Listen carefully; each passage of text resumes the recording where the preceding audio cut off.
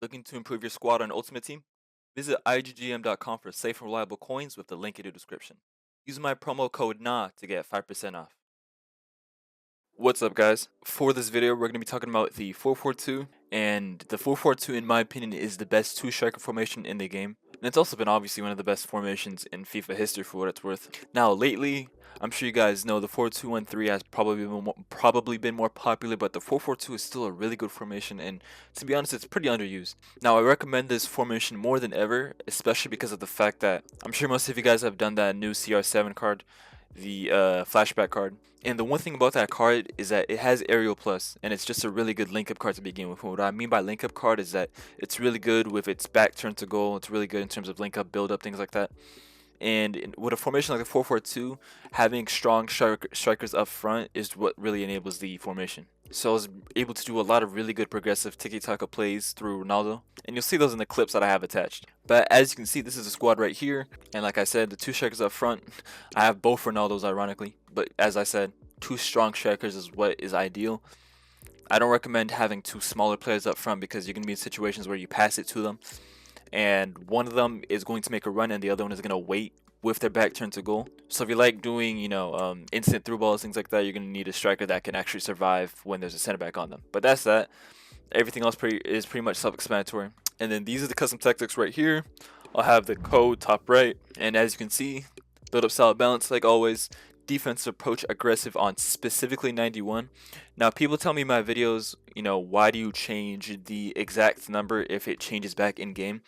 It does not literally change back in game. And what I mean by that is if you try to change your custom tactics mid game, let's say for example it's at 91 right now, it's going to automatically, if you have it set to aggressive, you go back, it's going to automatically change back to 95. It doesn't say so right now, but it'll be 95 because when you set it to aggressive, that's the default 95. Now what that means is first things first, that's just a visual glitch. And what you're supposed to do when that happens is you're supposed to go back and change it back to 91 and then leave the menu again. It'll go back to 91 once you do. It basically, what's going on is whenever you open the custom tactics menu, the screen in specific, it is going to change to whatever the main defensive approach is. So what I mean by that is since it's on aggressive right now, it'll change to either 95. If you had it on high, it'll change to 70. If you had it on bounce, it'll change to 50. Blah, blah, blah. Now, always, like I said, just make sure if you go to change your custom tactics, you change it to 91. If you change your custom tactics in game, or you just don't go in the screen to begin with, to be honest, because it's a bit glitchy. But that's that.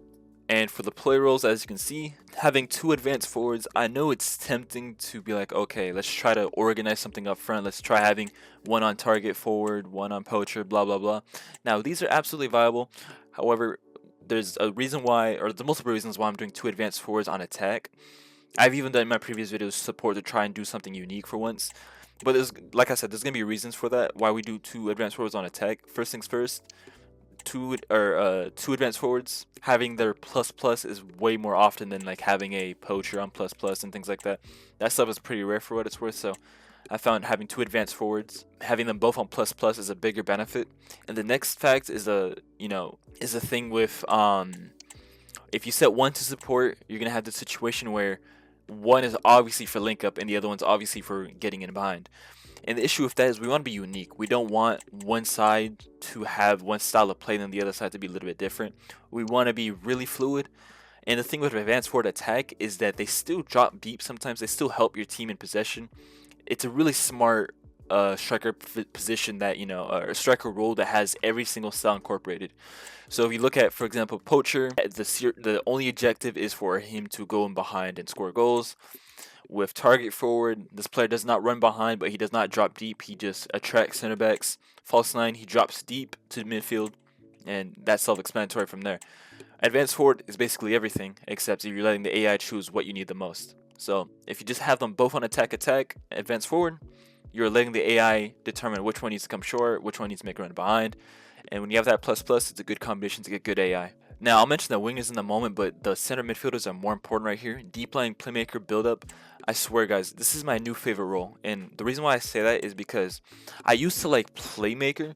However, the issue with playmaker is that obviously, one, they step up really high. Sometimes they get into the box. And when we already have two strikers up front, we don't need even more players in the box. That just gets too complicated, especially when we have those wingers, which I'll mention in a moment. So the thing with deep lying playmaker, the original deep lying playmaker with defend, as you can see with the ball structure right there, they don't really travel up the pitch. They're really just holding CDM space or holding center mids practically. Matter of fact, they move less than holding center mids. So we needed a midfielder that would complement our attack and, create chances for our attack. But we don't want them in our box. We don't want them making runs over and over again. We don't want them to be out of position. And the line playmaker build up, they get as close as possible to the box without making runs in behind. Now the thing is, contextually, they will make runs in behind whenever one of the strikers is missing, which is a good compromise, to be honest. So it's not like they're going to make 0 runs. They're still going to make runs, but the frequency for them, the priority is very low. So every once in a while you'll score because one of them decides to make a run. But for the most part, their main objective is to sit at the edge of the box, almost like a cam, like a playmaker cam. They're going to sit at the edge of the box whenever there's space for them, and their whole job is to create chances. So if you can get players with really good passing play styles here, incisive, if they can have like all the white play styles for passing, things like that, you're going to be able to create so many chances through these players. And that brings us to our 2 wingers right here.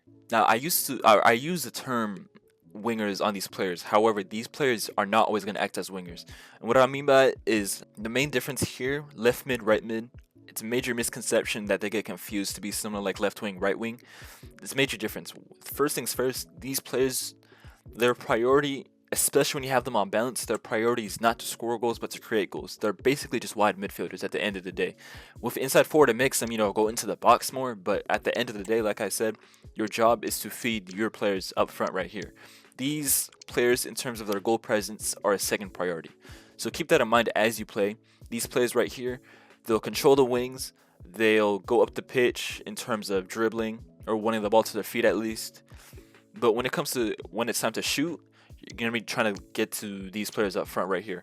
These players are still going to make runs, and they're going to make a lot of runs, but for that to happen, a striker needs to enable such. So a striker needs to make a run of their own, the AI needs to make a run of their own, and then the winger right here, the wide midfielder, will follow. But just keep that in mind. And obviously you have your whole defense. I've said this in every video now, but just to, spin back basically. Fullback defend is really important now.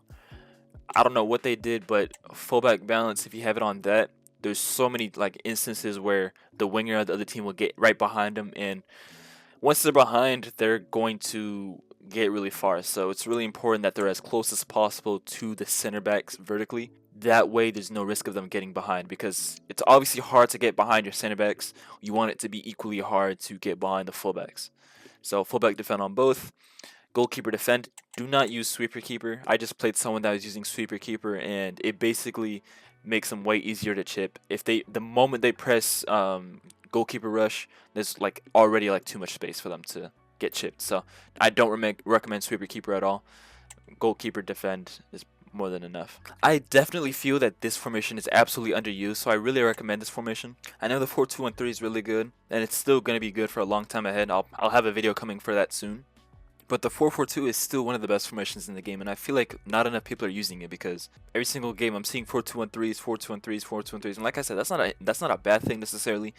But honestly, in my opinion, I feel like there's a couple advantages with the 4-4-2 that you don't really see in the 4-2-1-3, and like I said, one being you get to use center mids instead of CDMs. And it's funny too, I was thinking about this earlier, but EA on purpose, what they do is they give us better center mid cards than CDM cards.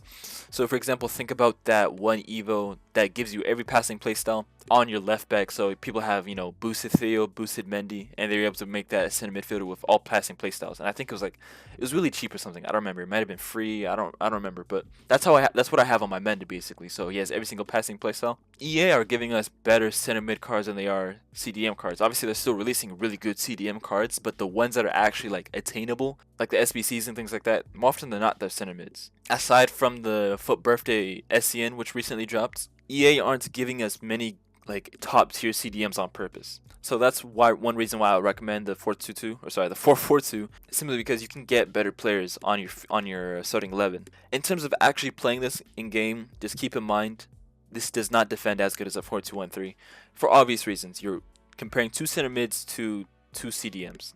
no matter what you do, even if you have them all holding, they're not going to be as good because a CDM at the end of the day is a different formation or a different position than a center mid. You can only do so much about that, you know. So when you're defending, you're going to have to be pretty smart. You're going to have to control your center mids. I know, for example, in the 4-2-1-3, you can literally just get away with running around your defense with your cam. It's so ready. I can't believe people play like this, but that's why the 4-2-1-3 is so good, because the CDMs defend so well for you, and then you can just use your cam as a third CDM practically. With this, you're basically going to have to use one of the CDMs yourself, which if you're, you know, as long as you don't need a crutch, as long as you're not bad at the game, this shouldn't be a big deal. It's not a big deal at all. But it's something to keep in mind, because maybe you are that type of person that needs, you know, AI defending aggressively for you. If that's the case, so be it. But if you're not, if you can, you know, control your players by yourself, if you can defend manually, then the 4-4-2 defensively is still going to be really good, especially since we're still using deep line playmaker, which is still a good role to have to begin with.